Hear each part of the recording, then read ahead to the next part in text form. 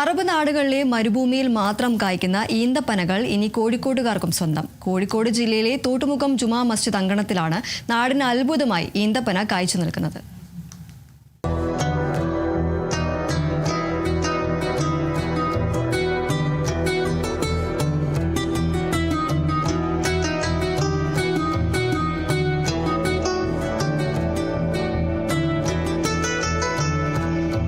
കോഴിക്കോട് ജില്ലയിലെ തോട്ടുമുക്കം ജുമാ മസ്ജിദ് അങ്കണത്തിലാണ് ഈ അത്ഭുത കാഴ്ച. കുലകുലയായി ഈന്തപ്പഴങ്ങൾ വിളഞ്ഞു നിൽക്കുന്നു. കേരളത്തിലെ കാലാവസ്ഥയിൽ ഏറെ അപൂർവമായ ഈ കാഴ്ച കാണാൻ നിരവധി ആളുകളാണ് എത്തുന്നത്. കേരളത്തിലെ മണ്ണും കാലാവസ്ഥയും ഈന്തപ്പഴ കൃഷിക്ക് അത്ര അനുയോജ്യമല്ലെന്നാണ് പൊതുവെ പറയാർ. എന്നാൽ ആ ധാരണകളെ മുഴുവൻ തിരുത്തി കുറിക്കുകയാണ് തോട്ടുമുക്കം ജുമാ മസ്ജിദ് മുറ്റത്തെ ഈ ഈന്തപ്പന.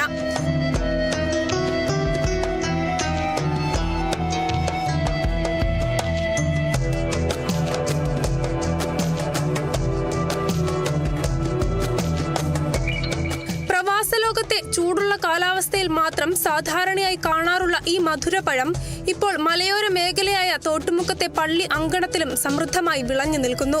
പള്ളിയുടെ ഉദ്ഘാടനത്തോടനുബന്ധിച്ച് നമ്മുടെ പള്ളിയും അതിന്റെ മുറ്റമൊന്ന് മോടി കൂട്ടാൻ വേണ്ടിയിട്ട് നമ്മുടെ പ്രവർത്തകര് ഇവിടെ 4 ഈത്തപ്പന നടുകയും ആ ഈത്തപ്പന ഇപ്പോൾ ഒരു വർഷം കഴിഞ്ഞപ്പോൾ കായ്ച്ചു. അത് വലിയ സന്തോഷത്തിലാണ് ഞങ്ങൾക്കൊക്കെ നൽകുന്നത്. കാരണം നമ്മുടെ നാട്ടിൽ അങ്ങ് അറേബ്യയിലും മറ്റൊക്കെ കാണുന്ന രൂപത്തിലുള്ള ഒരു ഈത്തപ്പന ഇവിടെ കുലച്ച് കണ്ടപ്പോൾ ഞങ്ങൾക്ക് എന്നല്ല ഈ വഴിയിലൂടെ യാത്ര ചെയ്യുന്ന മുഴുവൻ ആളുകൾക്ക് വലിയ കൗതുകവും കാര്യങ്ങളൊക്കെ ആയി.